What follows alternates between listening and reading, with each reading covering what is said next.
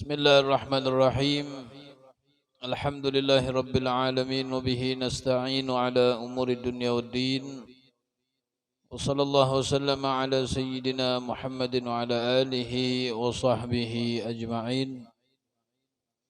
Subhanaka la ilma lana illa ma 'allamtana innaka antal alimul hakim. Allahumma rabbi shrah li sadri ويسر لي أمري واحلل عقدة من لساني يفقهوا قولي اللهم إن هذا منك وبك وإليك ولا حول ولا قوة إلا بك يا أرحم الراحمين. السلام عليكم ورحمة الله تعالى وبركاته.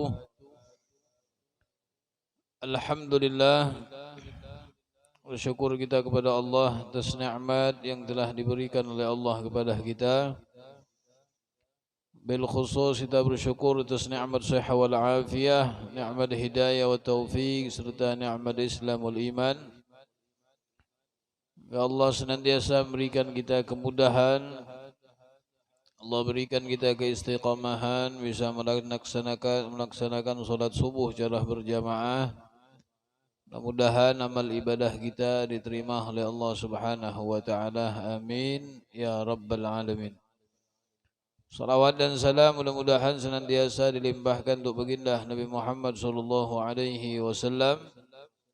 Mudah-mudahan berkat salawat kepada Nabi Muhammad, insyaallah kita akan mendapatkan syafaat pertolongan dari baginda Nabi Muhammad sallallahu alaihi wasallam. Amin ya rabbal alamin. Bismillahirrahmanirrahim. Qala al-mu'allif radhiyallahu ta'ala anhu nafa'na bihi wa bi'ulumi fid dharain ila an qala walladhi yajibu 'ala al-muslimi idza ra'a min akhihi al-muslimi 'awratan ay yasturuha 'alayhi wa ay yansahahu fi sirri bi lutfin wa shafaqah. Wallahu fi aunil abdi ma kana al-abdu fi auni akhihi. Wa minal wajibi ala man ra'a munkaran la yastati'u taghyirahu wan nahyu anhu ay yubghidha fa'ilahu wa yukrihu wa yakrah fi'luhu biqalbihi. Kama qala alaihi salatu wassalam fa in lam yastati' fa biqalbihi. ويبغض المصرين على المعاصي من القربات وعليه أن يفارق ذلك الموضع فإن مشاهدة المنكرات وحضورها بالاختيار غير جائز. Al-Imam Abdullah bin Alwi bin Muhammad Al-Haddad, beliau melanjutkan di dalam pembahasan tentang amar ma'ruf nahi munkar. Walladhi yajibu 'alal muslimi idza ra'a min akhihi al-muslimi 'auratan ay yasturuha 'alaihi. Dan adapun hal yang diwajibkan atas seorang muslim, dan adapun hal yang diwajibkan atas seorang muslim idza ra'a min akhihil muslim auratan, bila melihat dari saudaranya yang muslim suatu kekurangan, suatu keburukan, ayyasturuha, agar ia menutupinya, wa ayyansahahu fi sirri bi lutfin wa syafaqah. Kemudian setelah menutupi keburukan tersebut, hendaklah ia menasihati saudaranya yang muslim fi sirri, secara diam-diam, bilutfin, dengan lemah lembut, wa syafaqah, dan kasih sayang. Wallahu fi aunil abdi ma kana al-abdu fi auni akhi. Dan Allah Subhanahu wa taala akan senantiasa memperhatikan seorang hamba Maka al-'abdu fi 'auni akhi, selagi hamba tersebut memperhatikan saudaranya. Di dalam hal ini sesuatu yang diwajibkan atas seorang muslim kepada muslim lainnya ketika melihat suatu kekurangan, suatu keburukan daripada muslim lainnya, hendaklah ia menutupi. Nah, di sini berarti kalau seandainya menutupi itu hukumnya wajib, maka berarti membuka keburukan hukumnya bisa jadi haram. Kemudian menasehati secara diam-diam dengan lembut dan dengan penuh kasih sayang. Sehingga baginda Nabi besar Muhammad SAW, beliau pun diberikan peringatan oleh Allah Subhanahu wa taala di dalam mengajak orang-orang yang masih belum beriman kepada Allah. Disebutkan di dalam Al-Qur'an, wa in kunta faddan ghalidhal qalbi lan faddu min haulik. Kalau seandainya engkau itu keras, maka mereka ini akan menjauh darimu. Nah, ini dari segi hal untuk mengajak kepada beriman kepada Allah Subhanahu wa taala. Wa minal wajibi ala man ra'a mungkaran, dan di antara sesuatu yang diwajibkan atas orang yang melihat kemungkaran, la yastati'u taghyiruhu wan nahyu anhu, ketika tidak mampu merubahnya dan tidak mau dan tidak mampu melarangnya, maka yang diwajibkan adalah ayyubghidha fa'ilahu, untuk membenci perbuatan yang dilakukan oleh orang tersebut.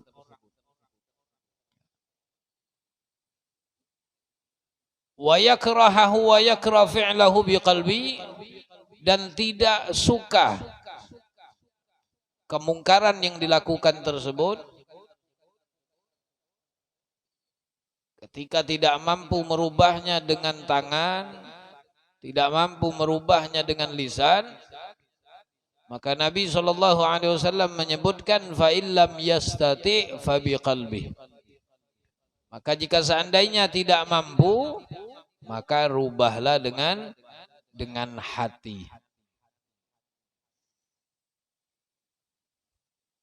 Nah, di sini disebutkan oleh Imam Haddad bahwasanya di antara kewajiban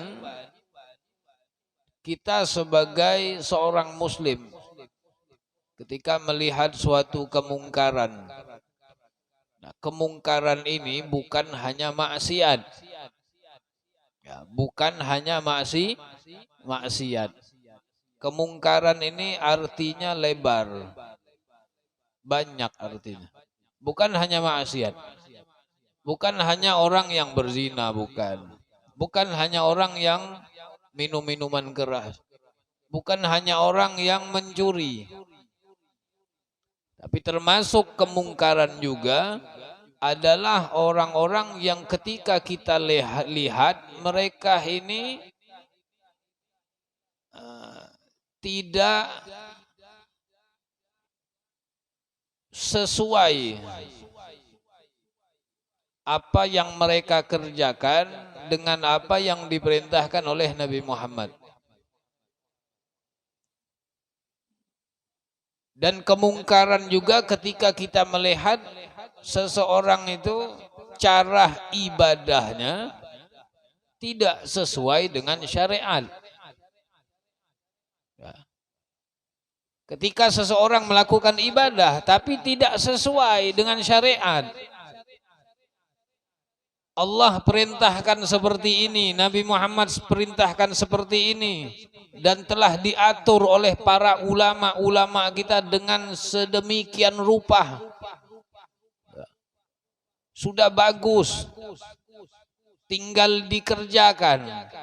Enggak taunya dia melakukannya itu dengan cara yang lain, tidak sesuai dengan syariat. Maka ini pun disebut dengan kemungkaran.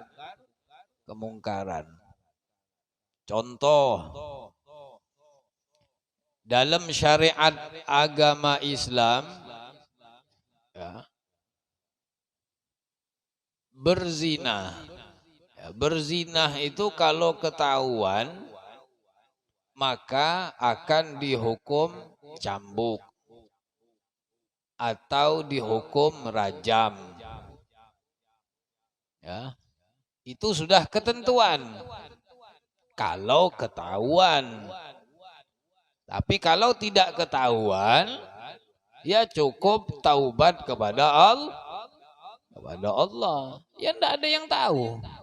Cuma berdua aja, si lakian sama yang binian. Akhirnya sadar. Ya, enggak perlu diumumkan. Cukup taubat kepada Allah. Nah, itu sudah aturan. Dalam Al-Quran seperti itu, dalam hadis seperti itu. Dan apa yang telah diijma'kan oleh para ulama seperti itu. Nah, umpamanya ada pemahaman baru. Ya. Pemahaman baru, cara baru. Oh, bagi orang yang berzina, ya, dia tidak perlu bertaubat, dia cukup bayar tebusan. Ya, bayar kafaroh. Habis berzina, ya, dia tidak perlu taubat lagi. Dia cukup bayar kafaroh. Kafaroh itu tebusan. Ya, umpamanya ditentukan, oh tebusannya 5 juta, ya udah bayar 5 juta. Ya, zina lah. Sudah berzina, enggak perlu taubat lagi, cukup bayar 5 juta sudah selesai. Dianggap enggak ada lagi dosa zina. Nah, kalau seperti ini terus, ya, akan dianggap biasa oleh orang banyak. Wah, nyamannya habis berzina, ya, enggak berdosa, cuma bayar 5 juta aja, wah nyaman. Atau ketentuan yang telah ditentukan oleh syariat kita, ya, seperti masalah sab di dalam sholat. Ya, sab di dalam sholat. Sab laki-laki harus di depan sab perempuan. Perempuan posisinya di belakang.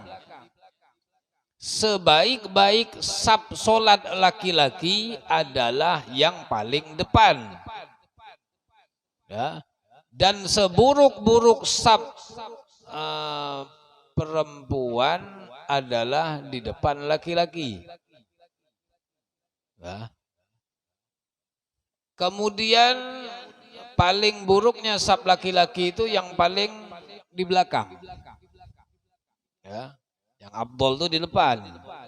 Kalau bisa. Ya, kalau bisa. Kalau orang sudah takbir, ya, udah mulai baca Fatihah, enggak boleh langsung nyelonong-nyelonong masuk ke depan. Sudah penuh. Berarti ya sholatlah di belakang. Kalau mau sholat di depan, ya harus datang lebih awal. Nah, sab perempuan di belakang. Ya. Enggak taunya umpamanya ada pemahaman baru. Laki-laki dan perempuan dalam segi ibadah itu harus sama. Setara. Laki-laki di depan, perempuan pun harus di depan. Nah, ini kan menyalahi syariat. Ya. Ulama sudah mengatur saf laki-laki di depan, saf perempuan di belakang. Indah taunya ada pemahaman baru. Ya, laki-laki dan perempuan itu sama. Ya, dengan dalil ayat di dalam Al-Qur'an. Innal muslimina wal muslimat wal mu'minina wal mu'minat wal qanitina wal qanitat sampai akhir. Lahum maghfiratu wa ajrun azim. Orang-orang muslim laki-laki dan muslim perempuan, mukmin laki-laki, mukmin perempuan, laki-laki yang baik, perempuan yang baik, ya, laki-laki yang berpuasa, perempuan yang berpuasa, kemudian laki-laki yang sabar dan perempuan yang sabar, ya. Lahum maghfiratu wa ajrun azim. Nah, mereka ini kata Allah, golongan laki-laki yang muslim, perempuan yang muslim, laki-laki yang mukmin, perempuan yang mukmin, laki-laki yang baik, perempuan yang baik, laki-laki yang berpuasa, perempuan yang berpuasa. Ya, laki-laki yang ya sampai seterusnya ayat itu. Apa yang disamakan oleh Allah? Yang disamakan oleh Allah, lahum, untuk mereka, laki-laki dan perempuan tadi, bagi mereka kata Allah, maghfiratu wa ajrun azim. Mereka sama di dalam mendapatkan ampunan dan mendapatkan ganjaran pahala. Enggak taunya dijadikannya dalil bahwasanya perempuan itu harus sama dengan laki-laki. Kalau laki-laki sholat di saf depan, dia perempuan boleh juga. Ini sudah menyalahi. Ya enggak? Sudah menyalahi ini. Nah, ini pun termasuk daripada kemungkaran. Ya. Dan bagi orang-orang yang paham, para alim, para ulama, mereka enggak boleh diam. Sudah jelas-jelas nyata. Ya enggak? Kira-kira pian kalau sholat. Ya, dibagi dua nih. Yang laki-laki sebelah sana, binian sebelah sana. Hah? Umpamanya nah di Masjid Al-Falah nih nah. Ya. Kita udah sholat tenang-tenang kayak ini, yang lakian di depan, binian di belakang. Enggak taunya ada orang pemahaman baru masuk ke masjid nih. Ya, pura-pura Masya Allah, pura-pura lurus. Sedikit demi sedikit dirubahnya. Ya, lakian sama binian harus sama. Lakian sholat sebelah kanan, binian sholat sebelah kiri. Akhirnya sejajar. Kira-kira Masjid Al-Falah nih didatangin apa namanya tuh? Apa namanya itu bagian wawancara tuh? Hah? Didatangi wartawan gak ada? Heboh gak ada nih Masjid Al-Falah?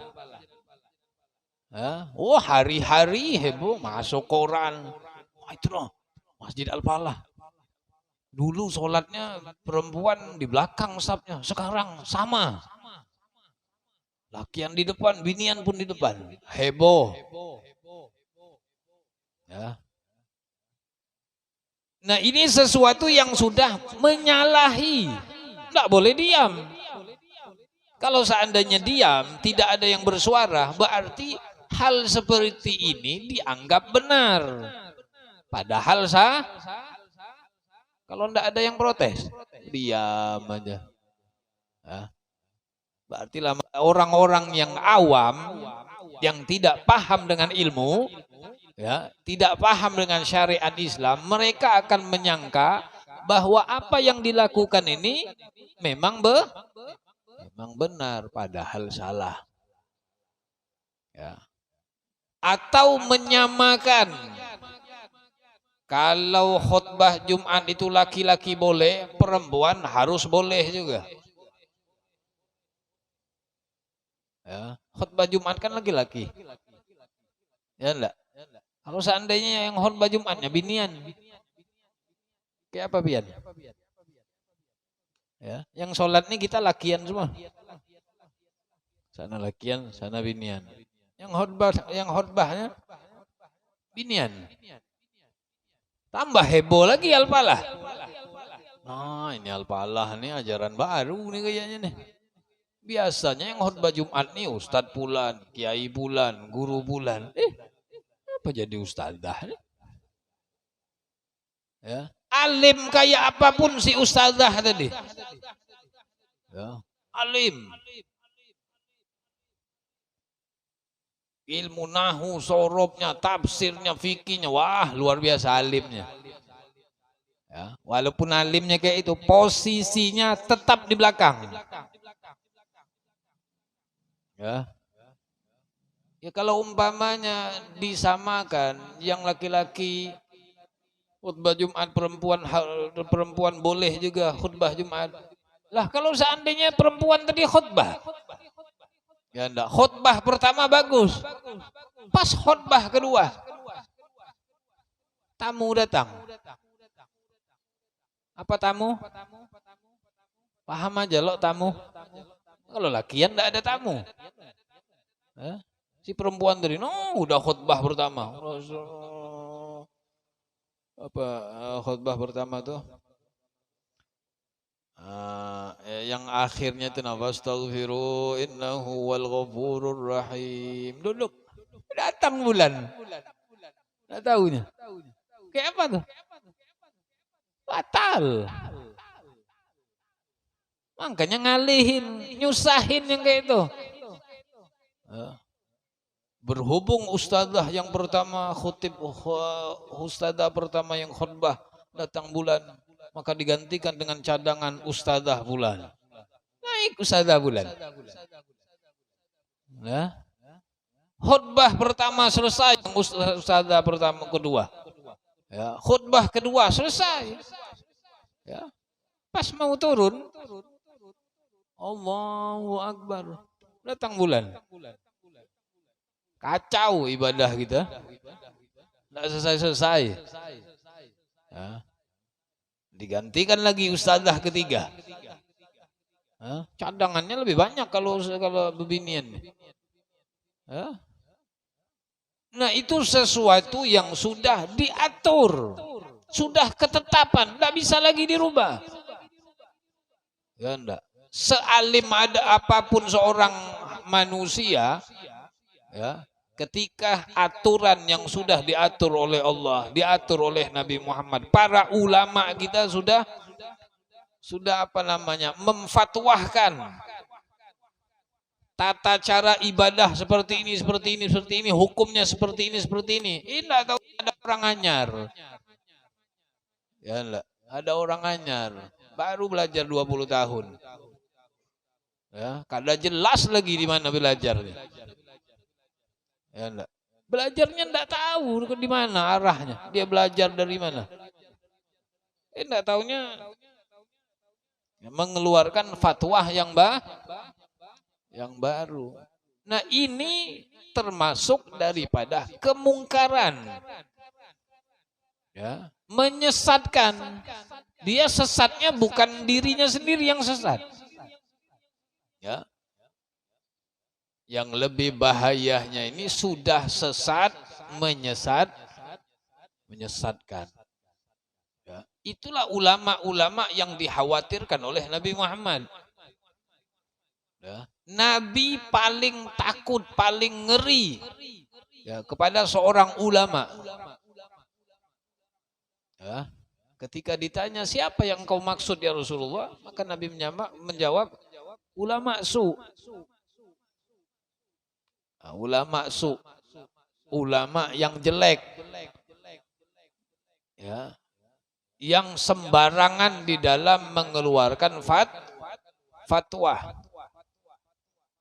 apalagi yang berani menghalalkan sesuatu yang diharamkan Allah. Sesuatu yang haram jadi halal. Nah, itu berarti ulama su. Yang halal jadi haram. Ya. Nah, itu berbagai macam masalah kemungkaran. Nah, ketika kita, kata Imam Haddad, tidak mampu untuk merubahnya dengan tangan, tidak mampu merubahnya itu dengan larangan, maka yang diwajibkan kepada kita membenci, ya, perbuatan yang dilakukan oleh orang tersebut, bukan orangnya yang dibenci, ya, tapi perbuatannya. Wa yubghidul musirrina 'alal ma'asi minal qurbat wa 'alaihi ayyufariqa dzalikal mawdi'. Bahkan disebutkan, ya, ketika kita sudah melihat hal seperti itu,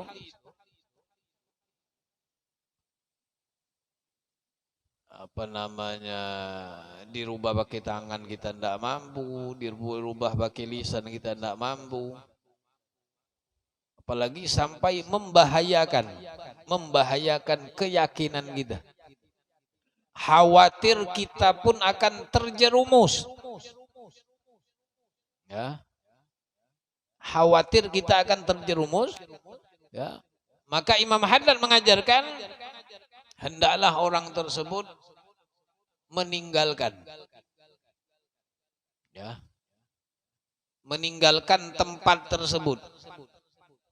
Ya, sama halnya seperti ketika kita ngelihat di kampung umpamanya itu maksiat telah merajalela, ya, maksiat telah merajalela, umpamanya hampir dari depan gang sampai dalam gang. Orang-orang tersebut gawiannya tidak ada yang bagus, dari depan gang sampai ke dalam, ya, gawiannya menjinet, nyabu, minum-minuman, wah, macam-macam, komplit. Ya, kita tinggal di situ dan kita sudah tahu, ya, keadaan yang ada di sekitar kita ini sudah tidak bagus seperti dulu lagi, membahayakan diri kita dan membahayakan anak keturunan. Maka ketika hal sudah seperti itu, kita tidak mampu lagi untuk mengajak mereka dalam kebaikan, tidak mampu lagi memberikan teguran kepada mereka, ya, maka hal selanjutnya adalah meninggalkan, ya, tempat tersebut ditinggalkan. Artinya apa? Angkat kaki dari rumah yang kita tinggali tadi. Cari tempat yang lebih baik. Ya, mencari tempat yang lebih baik. Hijrah. Ya. Khawatir apa? Khawatir nanti anak keturunan. Ya, karena pergaulan zaman kita ini pergaulannya dahsyat. Pergaulan zaman sekarang. Ya. Kalau mungkin orang-orang bahari dulu kalau mau dekat maghrib, wah, anak-anaknya dipanggil, suruh masuk rumah. Ya. Nah, kalau zaman kita nih maghrib aja belum bulik. Ada yang bulik jam 9-an. Ya kalau begawi kerja masih lumayan lah. Ya. Umpamanya yang binian tadi jam 9, jam 10 baru bulik ke rumah, ya, dari siang umpamanya. Kalau yang dicarinya tadi pekerjaan masih mending, masih ada baiknya. Tapi kalau seandainya keluyuran kemana, ada kawan kah, kesini kah, ya, khawatir, mengerikan zaman kita nih. Kalau kita sebagai orang tua tidak benar-benar memperhatikan pergaulan mereka, ya, maka bahaya akan menimpa anak keturunan kita. Ya, pergaulan dahsyat. Ya. Nah, itu bisa bisa mencari tempat yang lebih bagus. Makanya kita diajarkan, ya, ketika kita mencari rumah, ya, yang diperhatikan pertama kali bukan rumahnya. Ya. Kata Rasulullah, al-jar qoblad dar. Kata Nabi, tetangga dulu yang diperhatikan. Yang dilihat tetangga dulu, baru rumah. Jangan ngelihat rumahnya bagus. Ya, rumahnya bagus, umpamanya kreditannya murah, ya, kreditan bulanannya 250.000 umpama. Murah lagi, sebulan 250.000. Jangka waktunya cuma 10 tahun, DP 5 juta. Wah, berabutan orang, rumahnya 4 kali 5 lagi. Apa namanya? Tipe 45. Ya, tipe 45. Lumayan. Ya. Jangka waktunya cuman 10 tahun. DP 5 juta. Bulanan 250.000. Plus lagi dapatnya. Apa plusnya? Lengkap sama isi-isi rumah. Ya. Jangan lihat harganya. Ya. Jangan lihat bangunan rumahnya. Jangan lihat perlengkapan yang ada dalam rumah. AC-nya lengkap, lemari lengkap. Ya, ranjangnya bagus. Ya, tempat parkir mobil sudah ada gerbang lagi.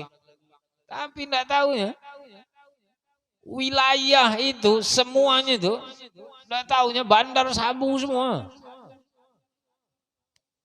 Tarik dengan murahnya. Ya, dengar yang murah tadi timbul tertarik ngambil. Ya, selesai 10 tahun jadi hak milik. Ya. 5 tahun ke depannya kita yang jadi bandar sabu. Ya. Kenapa ini berbahaya?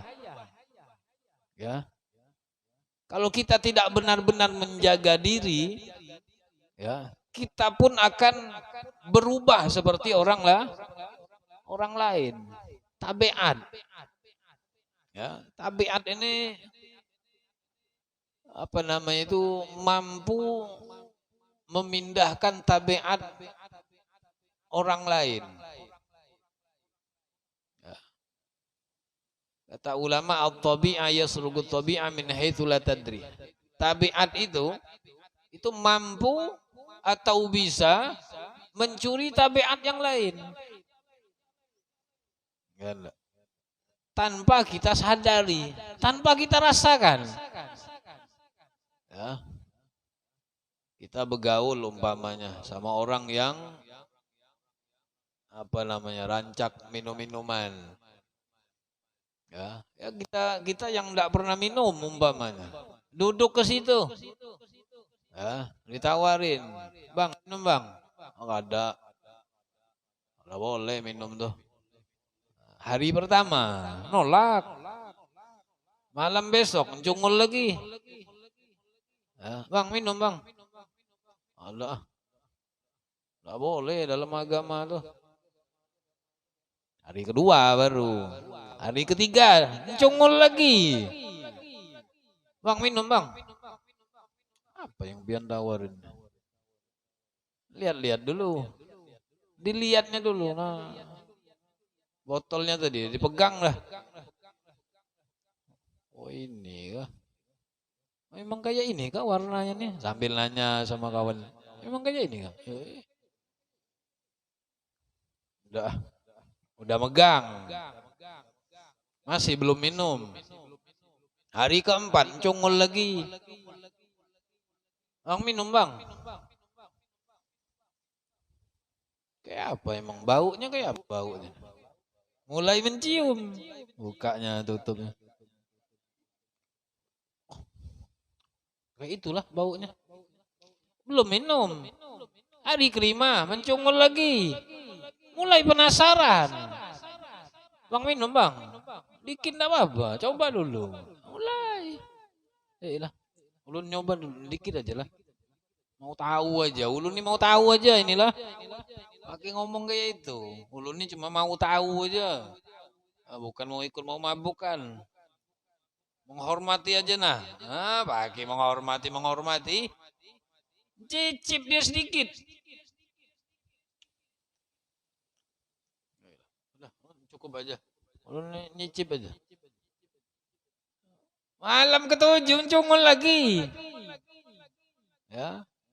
Malam ke-6 tadi mencicip. Malam ke-7 mulai 1 taguk. Malam ke-8 cungul lagi penasaran.